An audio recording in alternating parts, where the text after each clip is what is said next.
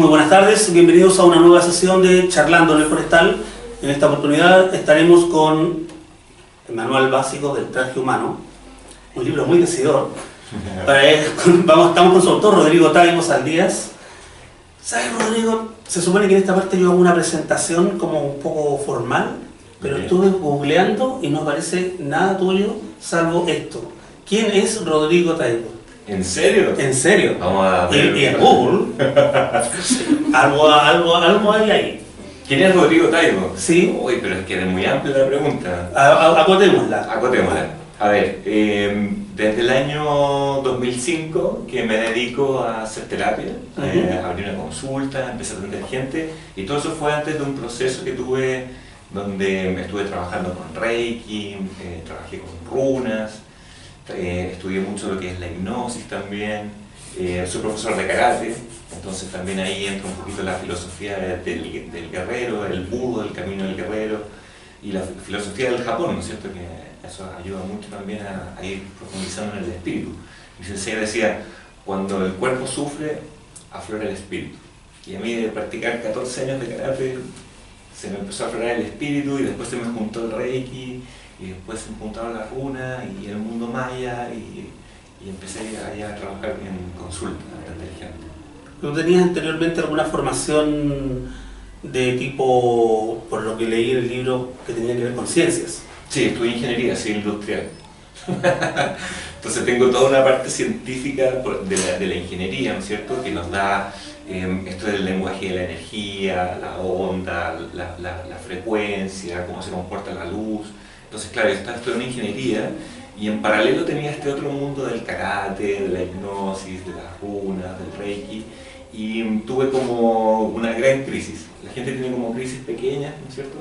A mí me dio una crisis así fulminante, donde me peleé con todo, con el mundo entero, con mi familia, con mis parejas, con todo.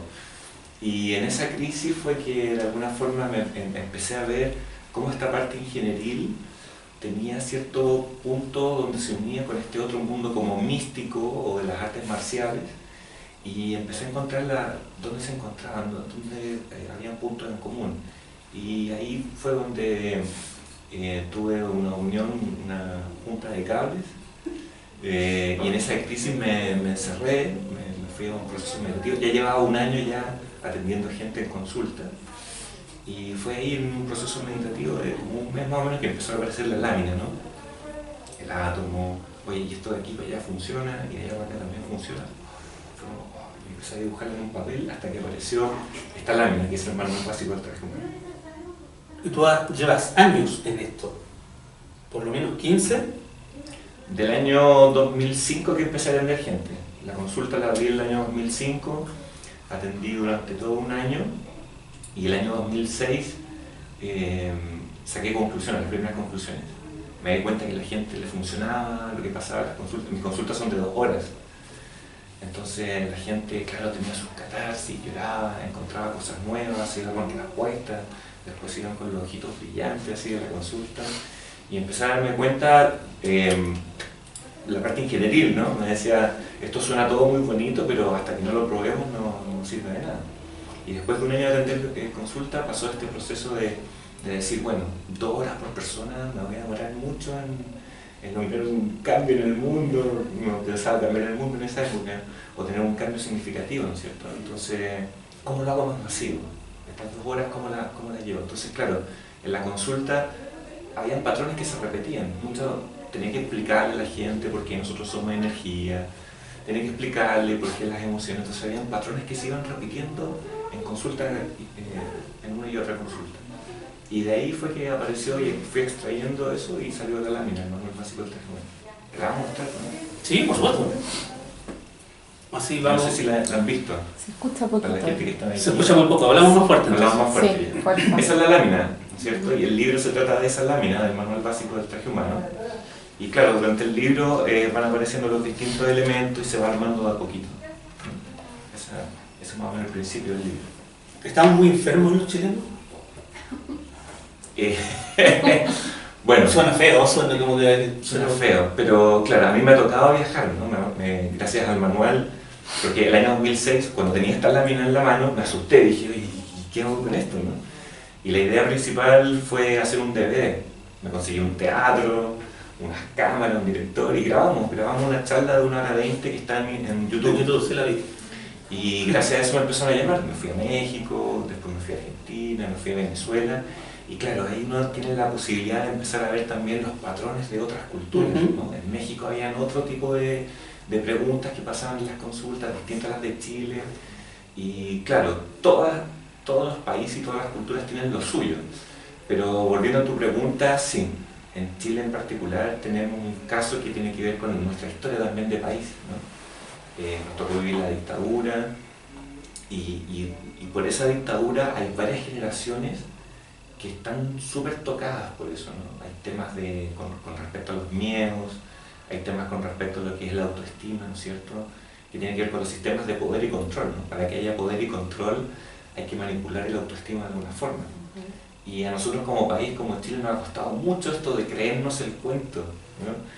Y por eso que también la generación dorada en el fútbol nos ha ayudado muchísimo a que sí podemos ser campeones de América y sí tenemos potenciales y sí somos capaces. Y es algo de la cultura chilena que me he dado cuenta en este tiempo. Temas con respecto a la autoestima en particular, con respecto al poder y con respecto a los miedos, podría decirlo también. ¿Cómo se puede curar una persona de ese tipo de cosas que son tan etéreas? Tengo miedo. Hay que descubrir primero a qué le tengo miedo, cómo te afecta, qué pasó ahí, cómo llegó eso a tu cerebro, cómo afecta tus sentimientos, tus sensaciones. Sí. Y después, no sí, una sí. consulta gratis. Sí. Hay una frase en el mundo maya. En el mundo maya los meses están divididos en 4 semanas, de 4 colores, ¿no? Y la primera semana es la semana roja. Y dice, el conocimiento inicia la visión. Entonces, de alguna forma, eso nos quiere decir que, claro, necesitamos algo de conocimiento, necesitamos alguna herramienta, necesitamos leer algo o que alguien nos cuente, tener cierto conocimiento de lo que nosotros somos y de cómo funcionamos.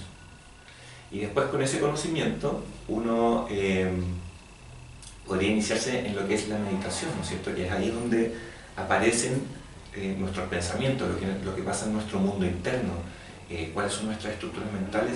Es muy difícil que nos demos cuenta trabajando en el diario vivir, entonces es necesaria una pausa para poder mirar qué está pasando por la cabeza.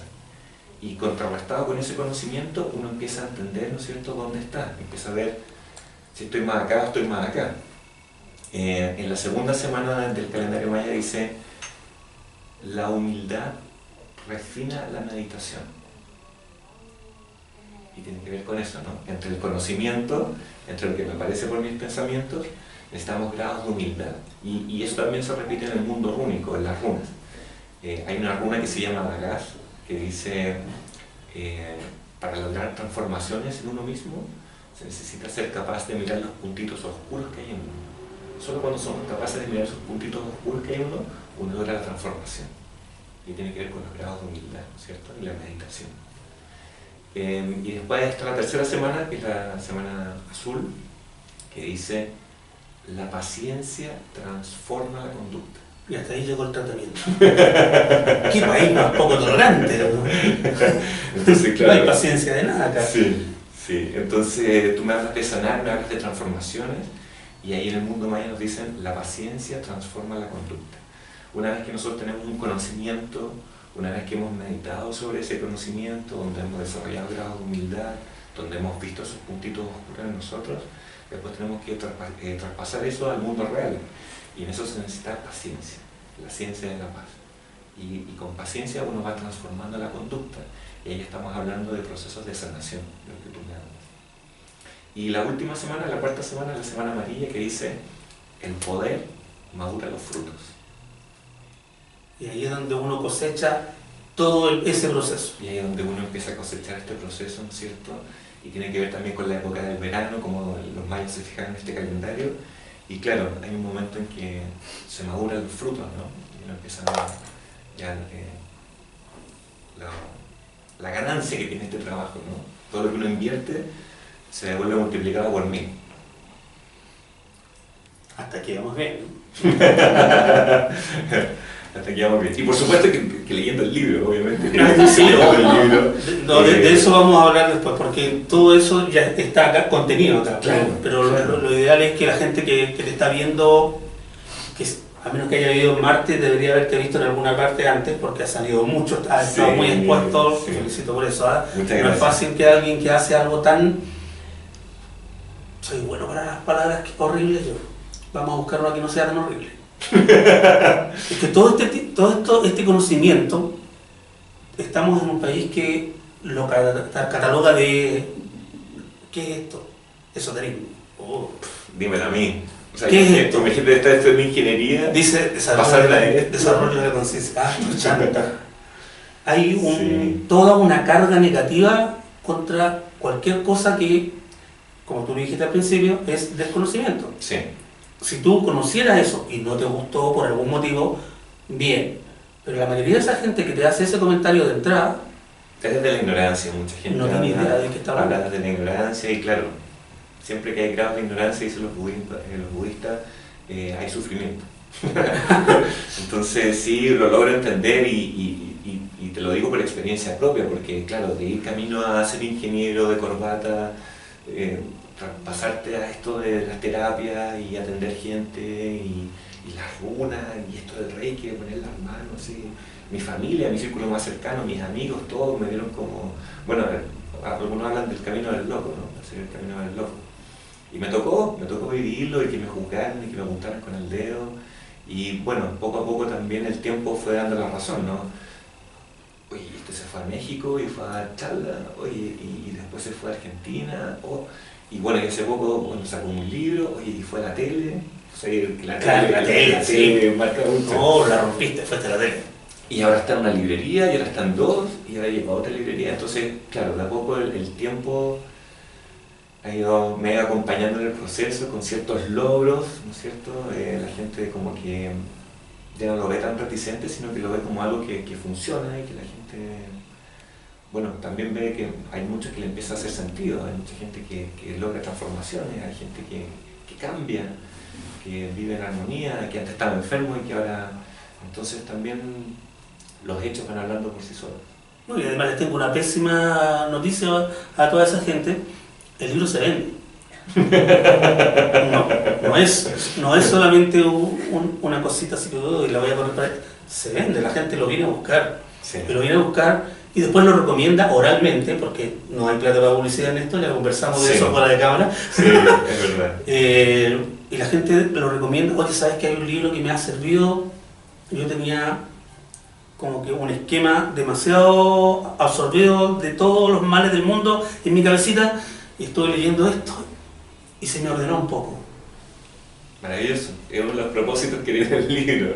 ¿Qué es lo que pasa? Que, a ver, inteligencia emocional es algo que uno lo ve en una carrera profesional, digamos, es algo que uno lo ve a grado de diplomado, de magíster.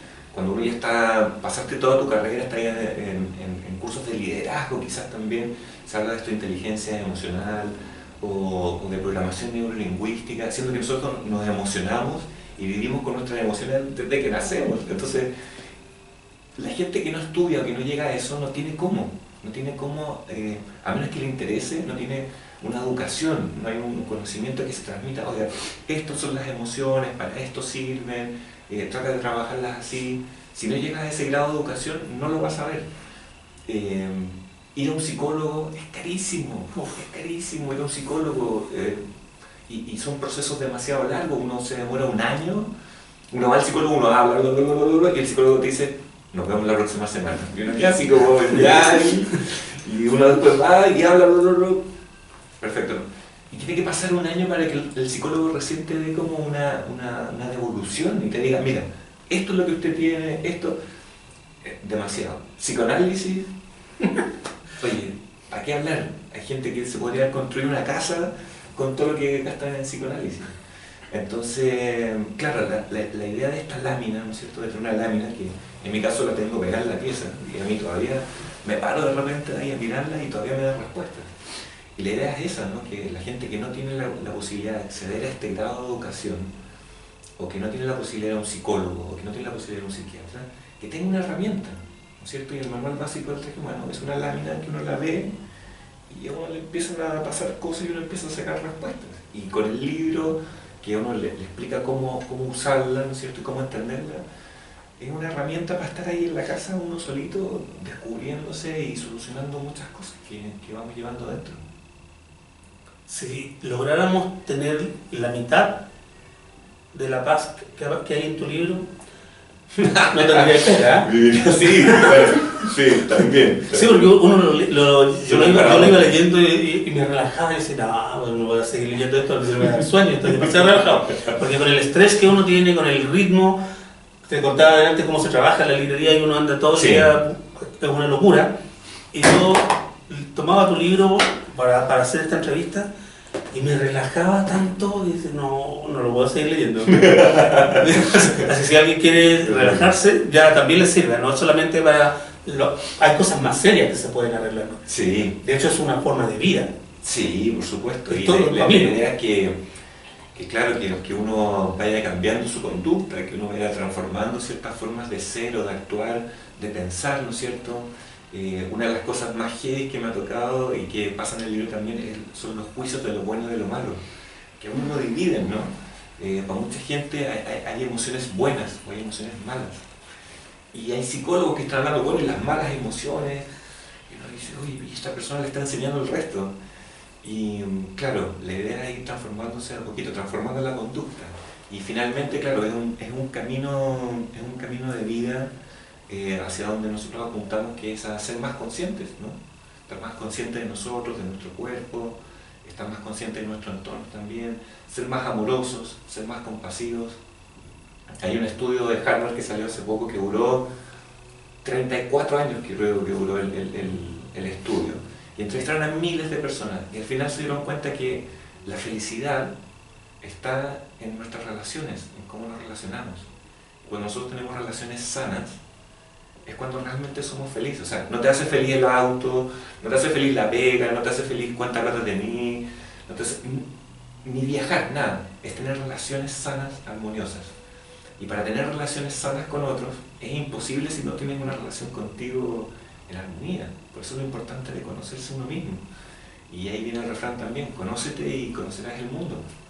Entonces, esta lámina y este libro es para aprender a trabajar con uno, para lograr una armonía con uno, para estar en armonía, conocerse, y después uno eso lo extrapola y eso mejora tus relaciones. Cuando uno tiene relaciones sanas, ahí está la felicidad, ahí está la verdadera felicidad.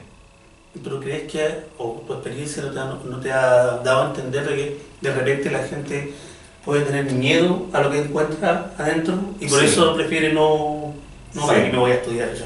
Prefiero criticar a los demás, eso yo no lo haría, eso está bien, pero acá poner un espejo le da 3 infartos. De hecho está en el libro hay una parte donde se habla del miedo y se habla de que uno de los miedos más grandes a los cuales nos hemos enfrentado en la vida es la muerte, ¿no? Porque implica algo que es desconocido y algo que se experimenta una sola vez. O sea, uno puede hacerlo como varias veces como para ver que se toque la muerte, sino que es muy pinchado. Entonces, uno de los miedos más grandes a los cuales nos hemos enfrentado es a la muerte. Sin embargo, en el libro dice, pero hay otro miedo que no es tan conocido, que es el miedo a ser quien realmente somos. Claro, lo tomas por ahí. Entonces, claro, el ser quien realmente somos, el ser amorosos, el ser compasivos, el estar atento, alerta, ¿no es cierto?, a nuestras emociones, todo eso, también provoca mucho miedo. Y a veces eso es lo que nos priva de mirar hacia adentro o de tomar conciencia de nuestras emociones, hacernos cargo de nuestra historia, ¿no? Que también es algo que se hace con el libro. Uno se hace cargo de su historia, de lo que le ha pasado, y a partir de ahí uno empieza a construir quién realmente somos, seres de luz. Abrimos un poco la conversación. ¿Alguna pregunta? ¿Alguien que haya leído el libro, que no lo haya leído, que haya visto la charla? Se aceptan consultas. Bueno, yo no lo he leído, pero soy venezolana. Me llamó la atención el hecho de que hayas ido a Venezuela. Y bueno, por supuesto, que tengas como un patrón de comparación entre las conductas, sobre todo porque ustedes ahora están recibiendo tantos venezolanos aquí en Chile. ¿En qué fecha fuiste a Venezuela? ¿Qué conseguiste ver en ese momento? Porque estoy seguro y sí, completamente seguro de que a lo mejor un patrón viste en algún año y es otra cosa totalmente diferente a lo que va a estar ocurriendo hoy en día. Sí, me tocó ir el año 2010 a Venezuela y claro, en esa época todavía estaba Chávez, ¿no? Y me llamó mucho la atención que el tipo podía estar un domingo entero transmitiendo por televisión y no se paraba ni siquiera a ver el baño. Me decía, ¿cómo lo hace? ¿Sí? Y claro, en esa época, a modo de ejemplo, el dólar oficial estaba a 4 bolívares y el negro, el paralelo, estaba a 8. Después volví a ir a Venezuela el año 2012 y el negro ya estaba como en 20, o algo así. Y hoy día está en 200.000. No, millones. Un millón por 3 un dólar. millones, 4 Por un millones, dólar, una o cuestión sea. que uno no logra entenderlo. Y sí, me tocó mucho trabajar con las ilusiones en Venezuela.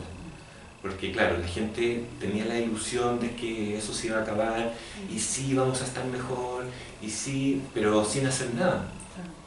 Entonces como que, claro, la gente alegaba y criticaba, pero sentaba en la casa, como que no hacían nada. Y como que pasó mucho tiempo como que para que empezaran a haber estas revueltas y estas protestas y todo eso, que fue mucho después del 2012 que yo alcancé ese año. Más fuerte. Entonces, sí, en Venezuela es muy fuerte lo religioso, que eso también es un poco invalidante para la vida, porque las religiones en general funcionan mucho con culpa y con miedo, ¿no? Esto del infierno, Sí. o de por mi culpa, el castigo, y si Dios quiere, que también es súper inhabilitante, ¿no? En el manual básico del traje humano hablamos de nuestra capacidad para co-crear, ¿no? Y eso de alguna forma nos responsabiliza para co-crear nuestro camino. Sin embargo, estar diciendo no, si el de arriba quiere, o pidámosle y nos sentamos aquí a esperar. Entonces sí, eso fue uno de los patrones que me di cuenta en Venezuela, de que eran o siguen siendo muy religiosos. Eso los invalidaba mucho también. Y bueno, la religión siempre ha estado ligada con el poder, ¿no? Hay un jueguito ahí. Entonces, bueno, por esa parte. Y lo otro, trabajar con las ilusiones. Hay muchas ilusiones que se fueron cayendo con el tiempo. Y me imagino que se cayeron tanto que ustedes se fueron del país, ¿no? Entonces, fue lo que alcancé a ver y lo que me tocó ver ahí en Venezuela. Gracias. Gente extraordinaria también, ¿eh? Extraordinaria. Sí. Cosas que aquí no pasan. Me subía con una amiga en un ascensor y subíamos 3 pisos en el Hospital de Clínicas Caracas. Sí. Ella era doctora, oftalmóloga, tenía su oficina ahí y yo tenía en un box al lado de mis consultas. Ella me brindaba espacio. Y en 3 pisos del ascensor, vale, ¿qué tal? ¿Cómo le va? Bien, ¿y usted también? Sí, oiga, deme su PIN. Ella usaba mucho las BlackBerry con los PIN, ¿no? Deme su PIN, sí, oiga, ¿almorzamos mañana? Ya, sí, almorzamos, no, que mi amiga, ya, perfecto. Nos bajamos al ascensor y le decía, ¿lo conoces? No, no lo conozco. Así somos. Pero ¿cómo no lo conoces? No, no lo conozco. Y al día siguiente se juntaban a almorzar. Y almorzaban. ¿Cómo? Aquí uno se sube al ascensor y están todos mirando el techo, miran el celular. Sí. Nadie conversa. Entonces, eso también es muy rescatable de Venezuela, de los venezolanos que son así panas. Conocen gente, conversan. Extraordinaria la cultura. Bueno, propia del Caribe, ¿no? Acá también fuimos así. ¿Sí? Sí. ¿Antes de? Antes de. Me imagino. Hasta el 85, yo calculo que el 85, 86 se perdió todo eso.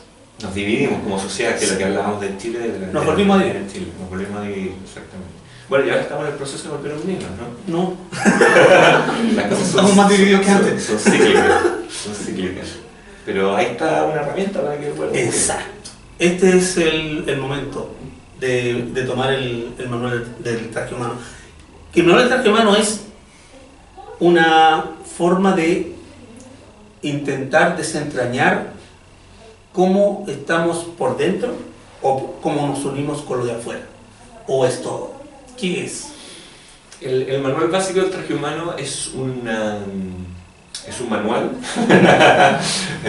para desarrollar una práctica de estar conscientes de lo que somos, ¿no? Cuando uno va a un médico, uno dice, bueno, ¿nosotros qué somos? El médico te dice, no, somos carne y hueso. Funcionamos, somos los órganos, qué sé yo. Si tú le preguntas a un químico, te dice, no, nosotros somos los elementos. Y de alguna forma hay una dimensión, que es la dimensión de la energía, ¿no? Donde de alguna forma logramos ver y entender de forma racional que la mente es la que siempre se está resistiendo, ¿no? Tú le puedes dar muchos argumentos, porque es lindo, porque me gustó, porque es fantástico, pero la mente siempre busca algo racional, algo que sea lógico. Si no es lógico y racional, no va a entrar. Entonces el esfuerzo del manual es buscar en el mundo de la ciencia, de lo que me entregó la ingeniería, encontrar esa lógica de la cual la mente no puede resistirse. Nosotros estamos hechos de átomos, te guste, no te guste, sea lindo, sea feo, nosotros estamos hechos de átomos. Y desde esa dimensión, desde la energía, nosotros podemos entender ciertos comportamientos que nos ayudan a estar más conscientes de lo que somos y cómo funcionamos. ¿Sí? Entonces, claro, es un intento de encontrar nuestra naturaleza, de encontrar nuestros potenciales en esa naturaleza, ¿sí? Porque mucha gente dice, no, es que no puedo, no, yo no, él sí, pero yo no. Pero sí estamos hechos de átomos, y la energía contenida en un átomo, si pudiésemos extraer la energía solo de un átomo, podríamos iluminar el planeta como por 3 semanas. Es una cantidad de energía, y nosotros tenemos 10 elevado a la 28 átomos, de eso estamos compuestos. Entonces, al ser energía, nos descubrimos los potenciales que tenemos. Y al vernos también a ese nivel energético, también desarrollamos como una espiritualidad, porque tú también estás hecho de átomos, y tú también estás hecha de átomos, y tú también, y tú también. Entonces, independiente de los colores o de los países, hay una unión ahí donde todos somos lo mismo, donde todos somos iguales. Y ahí está expuesto el esfuerzo del manual, de descubrir nuestra real naturaleza desde una lógica que penetre, de descubrir nuestros potenciales y de manifestarlos. Esa es como la apuesta del manual básico del traje humano. Eso es el manual básico del traje humano. Y este libro, que se llama igual, ¿qué contiene? ¿Contiene tus años de experiencia, lo que tuviste? Cuéntale a la gente que no lo había leído, que no... Claro, este libro... Ay, que te llaman y se cortó. ¿Pero puedes volver a transmitir? Sí. No se preocupe, nosotros editamos. Sí. Quédense ahí. ¿Volvimos? No, todavía no.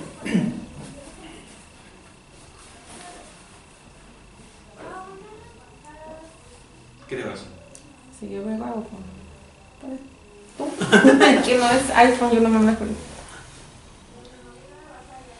Compartir. Aunque parece que estoy tratando de guardar para que no quede. Ya. ¿Estás desde tu cuenta? ¿Estás sintiendo? Sí. Sí, para ver todo el juego. Sí, pero es el tercer streaming. ¿Volvió? No, está por Instagram, ¿cierto? Por Instagram. Sí. Está por Instagram, eso queda grabado por los cuatro. Ya lo has tenido para usar a... ¿Pero sabes transmitir o no? Muestra. Ya, el libro, claro, lo que tú dices es el libro. El libro tiene 11 años de experiencias. El manual básico del traje humano, como la lámina y la charla esta que está en YouTube, es del año 2006. Y claro, después me fui a México, después me fui a la India, tuve la suerte de estar en un monasterio budista ahí con los monjecitos, tuve la suerte de estar en clases con el Dalai Lama, y me lo tomé como un premio después de haber hecho esa charla, ¿no es cierto?, haber llegado a esa frecuencia, ¿no?, de estar ahí en la India en un monasterio budista con el Dalai Lama y conversar con los monjes, ¿no?, y como pasar la prueba de la blancura con el manual. Oye, ¿y esto cómo lo ve el budismo? Y no se contradecía con el manual, sino que pasó la prueba. Entonces, claro, el libro tiene 11 años de experiencias, de consultas, de talleres, aquí, afuera de Chile, y todas esas 11 años de experiencias lo condensamos en el libro. Eso significa más o menos el libro. Wow. Son 11 años de experiencia que están ahí plasmados de cómo explicar mejor la lámina. Claro, todo esto es en base a la lámina del manual del traje humano, pero tú el libro lo divides por capítulos. Sí. Conexión con lo divino, intuición, expresión, capacidad de amar, emociones, autoestima, conexión con la tierra. Sí. Que es más o menos va avanzando. Hay un primer capítulo que tiene que ver con la energía, ¿no es cierto? Hay una segunda parte que tiene que ver con los átomos, con la luz, después aparece la luz. ¿Por qué la luz va de lo rojo a la violeta? ¿No es cierto? Que es el espectro de la luz, nosotros somos capaces de ver solo ese espectro, ¿no? Sin embargo existe la luz que es ultravioleta, y también existe la luz que es infrarroja, pero para nuestro ojo, que es un poquito limitado, nosotros vemos entre el rojo y el violeta. Entonces está explicado esto de la luz, cómo funciona la luz, qué significa la luz para nosotros. Nosotros no podríamos vivir sin luz, ¿no es cierto? Claro. Todo el oxígeno que respiramos y todos los alimentos que consumimos son un subproducto de la luz. Entonces está todo explicado ahí de la luz, porque la luz de alguna forma tiene para muchas culturas solares, ¿no? Los mayas, entre ellos, los incas, era el dios sol, y claro, porque es el dador de vida, nosotros nos da vida. Entonces está explicado toda esa parte de la energía, después la parte de la luz, después se empieza a ir por el tema de los chakras, ¿no es cierto? Al entender que estamos hechos de átomos, al entender que somos energía, aparecen estos vórtices energéticos donde la energía se concentra, que son los chakras. Y ahí empiezan estos capítulos de los chakras, nuestra conexión con la tierra, el autoestima, lo que son las emociones, hasta llegar al séptimo, que es nuestra conexión con lo divino, donde aparece la voluntad y el desgano, la dualidad. Y después siguen avanzando los capítulos y nos empezamos a ir con el mundo maya. Ellos tienen estipulado lo que son las articulaciones, y en el manual básico del Traje Humano aparecen las articulaciones superiores. Entonces, claro, a medida que se va armando la lámina, van apareciendo como estos capítulos, y los capítulos van obteniendo los nombres a partir de la lámina. Una persona que nunca leyó nada de esto, que nunca tuvo idea, que nunca le interesó, que se crió, por poner un ejemplo, en una familia muy católica, apostólica y romana, que para ellos esto es brujería, ¿podría entenderlo? Sí, totalmente, porque los átomos se enseñan como en quinto básico, en el colegio. En materia de quinto básico.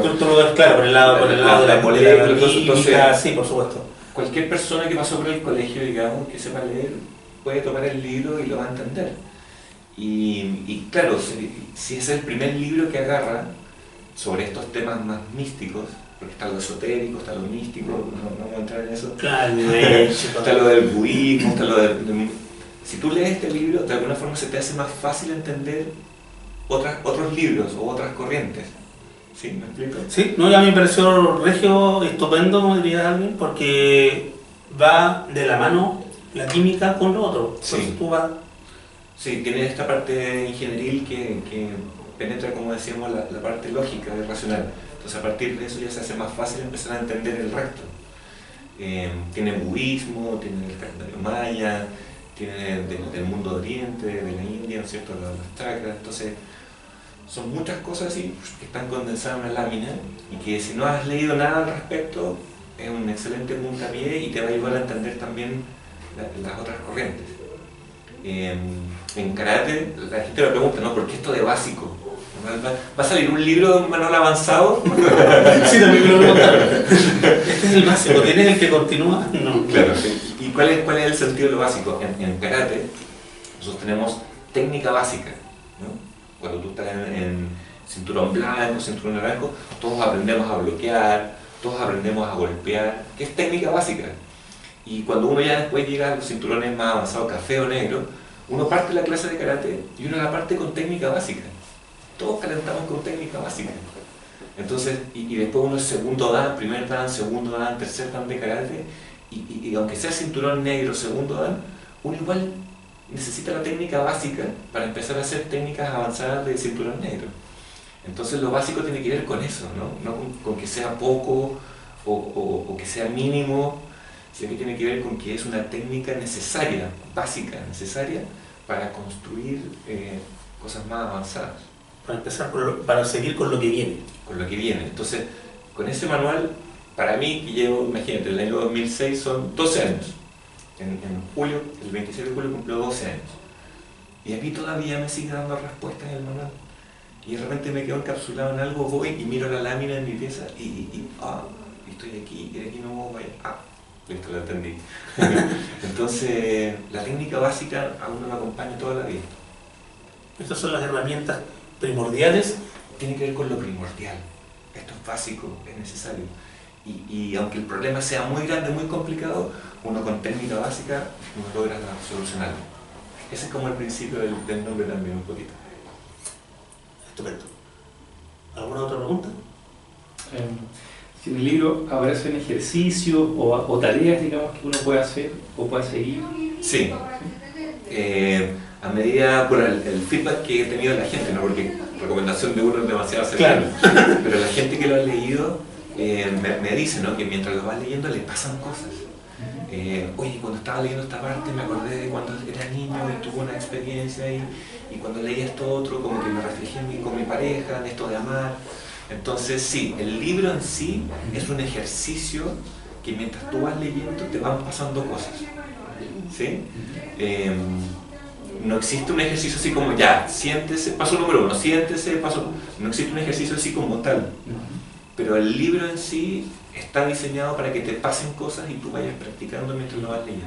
Y después uno hace la reflexión sobre el diagrama que sale al final. Exactamente. Yeah. Y mientras lo vas leyendo, después tú ves la lámina y dices, oye, ahora no entiendo. Va haciendo sentido a medida que uno A medida que pasa uno va el capítulo. leyendo, uno va solucionando también. Hay mucha gente que me dice, oye, yo estaba entrampado en esto y lo solucioné. Entonces, en sí mismo el libro es un ejercicio. Y después de leer el libro y todo, te queda la lámina, ¿no? Y en los talleres siempre me tocaba decir y explicar, si tú eres capaz de dibujar la lámina, si tú eres capaz de dibujarla y explicarla sin mirar nada, si tú, mira, te voy a dibujar el... Si tú eres capaz de dibujarla y explicarla, es como el 90% del trabajo hecho. Porque en cualquier momento tú cierras los ojos y está la lámina. Como por ahí dicen, una imagen vale más que mil palabras. Y ese también era el propósito de que la lámina fuera una lámina, un dibujo, ¿cierto? Sí, porque es mucho más pedagógico, si se quiere, para alguien que no está con las herramientas primordiales del tema. Sí.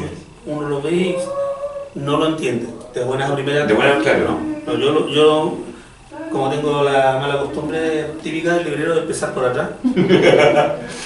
¿Qué cresta es esto? No voy a entender esto.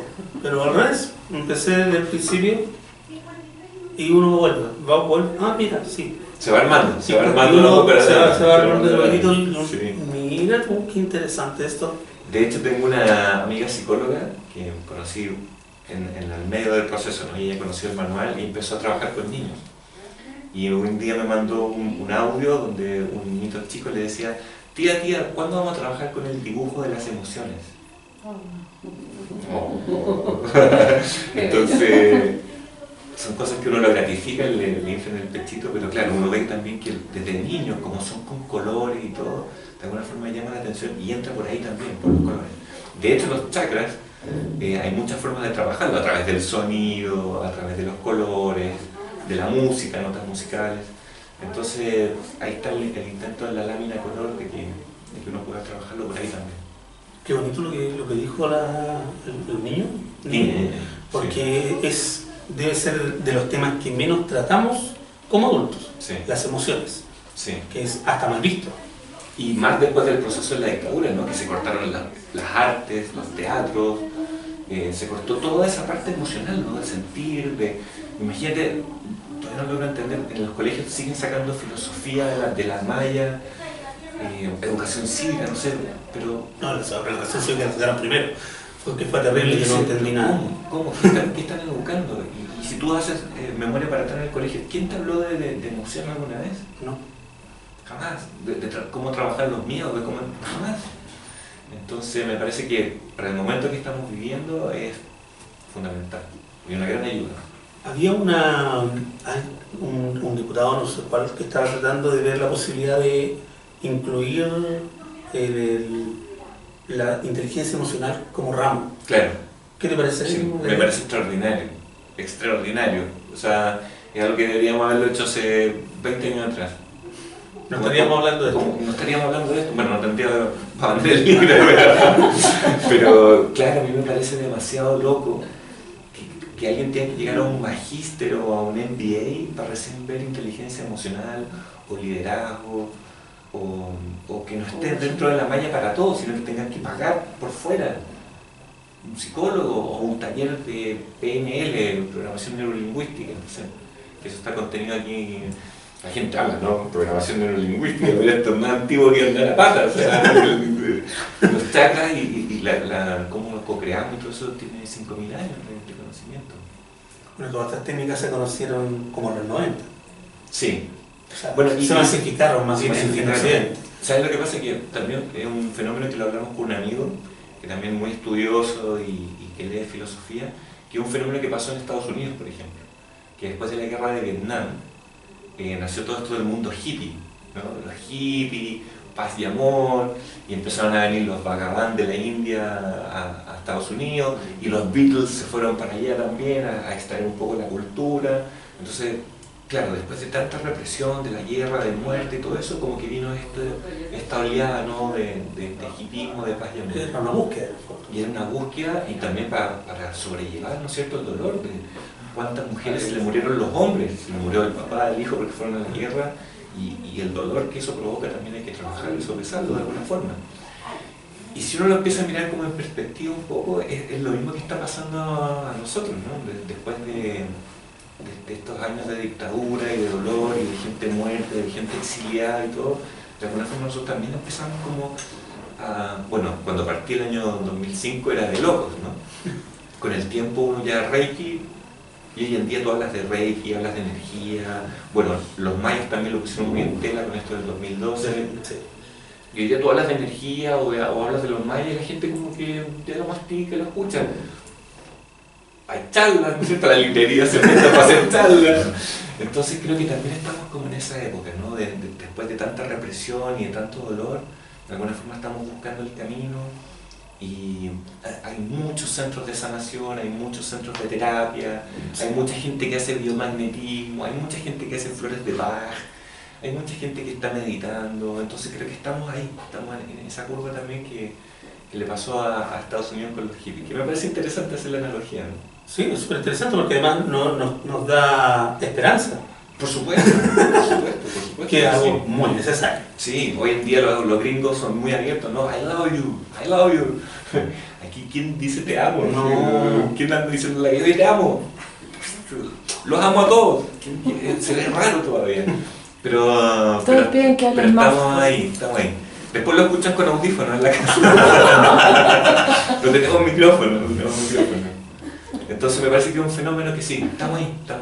Y también lo que nos está tocando vivir, ¿no? A nivel cosmológico, que el mundo maya, que aparece también en el libro, con este calendario, ellos desarrollaron una cuenta que es sobrenatural. Uno no puede explicarse cómo estos tipos con un taparrabo en la selva logran desarrollar una matemática y un cálculo tan exacto de los ciclos de los planetas, ¿no? Y lo que ellos hablaban de este 2012 que se acaba el mundo, que lo agarró Hollywood, ¿no? Y lo puso como el fin del mundo, tiene que ver con un ciclo que está dando nuestra galaxia, ¿no? Nosotros estamos girando alrededor del Sol, nosotros pertenecemos a un grupo de planetas, eso forma una galaxia, pero esa galaxia también está haciendo un giro también, ¿cierto? Y es un giro de 5.125 años, y nosotros hemos estado pasando por el lado más alejado del Sol central de la galaxia. Hemos estado atravesando lo que es la noche galáctica, el punto más alejado del Sol central. Y lo que pasaba el año 2012 es que nosotros volvíamos al amanecer galáctico. Llegamos a un punto en donde volvemos a recibir luz desde el Sol central de la galaxia.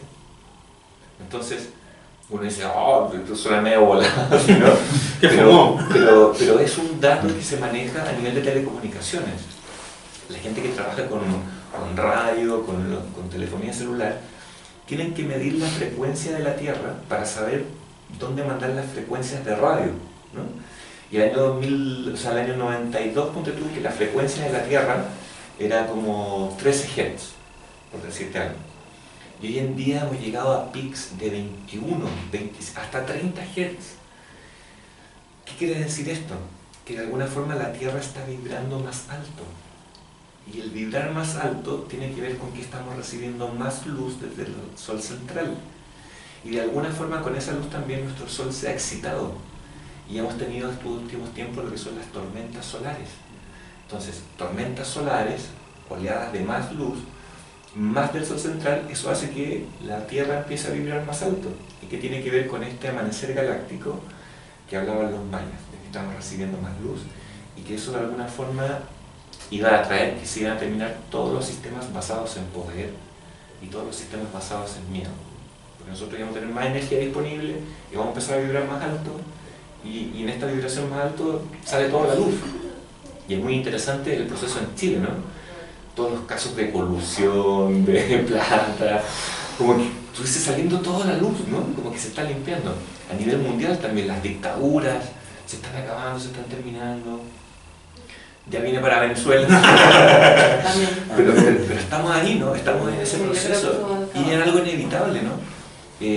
La gente está participando, las redes sociales están explotando, ha quedado en evidencia ante el mundo, antes que se manejaba muy calladito todo. Entonces, también es interesante ver en la línea del tiempo cómo desde el 2012 han pasado muchos fenómenos que van mermando todo lo que son los sistemas basados en poder y en miedo. Y ahí vamos, estamos recién en el amanecer.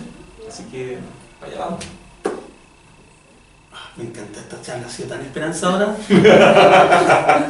Excelente. Que uno como que por naturaleza ya siempre está pensando todo mal, todo mal, todo mal. Sí. Y uno lee acá y queda como con la mente en alfa. Así. Tiene que ver como cómo nos hemos configurado también, Sí, ¿no? claro. Hay que entender que nuestra mente es sugestionable. Por eso funciona la hipnosis, ¿no? Porque somos seres sugestionables. Y tenemos letreros, y tenemos la televisión, y tenemos las noticias, y tenemos las redes sociales, y nos están bombardeando todo el rato y sugestionándonos. Y llegamos a esos estados mentales, ¿no? De no, pesimista, no se puede, mejor ni salgo. Y se los tienen ahí, tranquilitos, con miedo, ¿ah? Bien domesticados. Y la idea de esta herramienta y de ir ganando grados de conciencia es ir saliendo de ese letargo. Por eso que hace un tiempo se hablaba del despertar, ¿no? Claro. Tanto, no, que hay que despertar, y que despertaste, no, hay gente dormida, despertar. Pero ya estamos en otra fase, y es por eso también la bajada del libro, ¿no? El desarrollo de la conciencia. Una vez que ya despertamos, hay que seguir desarrollando grados de conciencia. Ser más conscientes. Ser más conscientes de lo que somos, de nuestros potenciales, y de traerlos acá, ¿no? Manifestarlos en esta tercera dimensión. ¿Eres optimista tú también? ¿O estás optimista frente a esto? La evidencia, porque mi lado ingenieril a mí Sí, me sí, tira, lo he notado. y Piensa, toda la respuesta. voy al dato, mi lado ingenieril todavía me tira, pero basado en lo que me ha tocado experimentar, basado en estos 12 años de manual, sí, vamos así. La curva va así, es ascendente. A mí me parece que es ascendente. Estupendo. Totalmente. Si alguien más no tiene alguna consulta o algo, ¿no? ¿Sí? Sí, por favor. ¿Qué pasa? ¿Cuál es el problema, digamos, de por qué la gente llega de repente a ciertos estados donde, como tú decías, no está en su potencial, digamos, que es lo que el libro ayudaría, digamos, a retomar, digamos? Sí. Si a mí me preguntas, me voy a remontar como al año 1800, creo que fue. No estoy seguro del número, pero más o menos 1800, en donde se disparó la educación, la forma de educarnos. Y tiene que ver con una educación prusiana, que viene de Francia, si no me equivoco, en donde se diseñó una forma de estudiar y de enseñar para generar esto: gente obediente, sumisa, patriota, que defiende colores y dispuesto a ir a matar por los colores. Entonces, imagínate lo que es educar generaciones desde el año 1800 hasta ahora, educarlos así: obedientes, sumisos, trabajadores, patriotas. Imagínate lo que significa eso, generación por generación. Y después los papás le enseñan a los hijos, y así. Entonces, claro, hay una forma de educarnos que nos deja en ese estado así dormido, aletargado, medios como oveja, como rebaño, como siguiendo una corriente. ¿Y qué dice la tele? ¿Y qué dicen las noticias? ¿Y qué hay que hacer? Eso tiene que ver con nuestra educación. Y más encima se le van sumando los paradigmas de cada país, ¿no? Y aquí tenemos los paradigmas de haber vivido una dictadura, están los religiosos, hay paradigmas que se dan en Chile que no se dan en Venezuela. Entonces me parece que toda esa carga es lo que a nosotros nos mantiene así como aletargados, como dormidos. Creo que va por ahí, por la educación prusiana. Y hoy en día que, gracias al internet, ¿cierto? Gracias a la tecnología, el conocimiento se abrió. Uno tiene que entender que hasta el año 1900, creo que fue, todo el conocimiento que existía lo manejaba la iglesia. Los libros, el conocimiento, los descubrimientos de Da Vinci, qué sé yo, todo eso lo manejaba la iglesia. Y como que recién como por 1900, la educación, o sea, el saber como que explotó, lo liberaron. Y hoy en día en internet tenemos acceso a lo que tú quieras. O sea, en Google ahí tú le colocas lo que quieras, ¡pum!, te aparece. Entonces, ya es irreversible, porque por mucho que alguien te diga algo, tú puedes buscar tu propia opinión y puedes investigar por ti mismo y desarrollar tu propia visión de las cosas. Entonces, de esa educación prusiana, amarrados con todo el conocimiento amarrado por la iglesia, estamos en este despertar, en esta liberación de conocimiento, y el conocimiento inicia la visión, como partimos al principio, y ahí estamos, en eso. Además que todo fue muy rápido. Solo tú te has fijado que todo lo que es tecnología, 15, 20 años. Nosotros nos demoramos como 30 años en sacar al 90% de la gente con cuarto medio. Claro. Y de repente, en 10 años, no necesitas tener cuarto medio y puedes saberlo todo. Todo lo que nunca supiste y lo que nunca te dijeron. No hay... Por eso los chicos son como son hoy en día. Y te puedes especializar en tu tema. La cantidad de conocimiento que tienen los desborda. Sí. Tienen más conocimiento del que necesitan. Sí. Al revés de uno que no sabe nada. Y está rompiendo un paradigma que a mí me parece muy interesante también rescatar, que hay un meme, Chile, el país de memes, y está un profesor y al frente están todos los animalitos, ¿no? Hay una jirafa, un cocodrilo, un mono, están todos los animales. Y el profesor le dice, le pongo un 7 el que llegue arriba del árbol, primero. Y dice, pero ¿cómo va a subir la jirafa al árbol? ¿O cómo le va a poner un 7 a un cocodrilo? Y obviamente que el mono se va a sacar un 7. Entonces uno dice, bueno, y así nos educan. Esa es la educación que nosotros recibimos. Le pongo un 7 al que llega arriba del árbol. Y con esta liberación de conocimiento y todo eso, bueno, cada uno se especifica en lo que más le gusta, ¿no? Y la jirafa va a estudiar en internet cómo llegar al árbol. Y el cocodrilo cómo nadar. Y así cada uno va a poder ser quien realmente es. Y cada uno va a ver sus propios potenciales. Los va a explotar, los va a desarrollar y va a lograr el objetivo de ser feliz. Feliz. Y no de tener un auto. Exactamente. O sea, dimos la vuelta y llegamos al principio. Exactamente. Excelente. ¿Viste? Sí. Todo estaba controlado, eso es parte de la producción. Los dejamos entonces invitados a adquirir el libro, principalmente porque esto es una librería, pero si no es así, por favor infórmense, practiquen, comuníquense con don Rodrigo acá. Así es. Es una maravillosa forma de darse un salto en estos tiempos de toda esa me quiero morir a un tómate un café contigo mismo. Bueno, me gustó. Por favor, vamos al básico del traje humano. Gracias, Rodrigo, un aplauso para el gusto, Mario.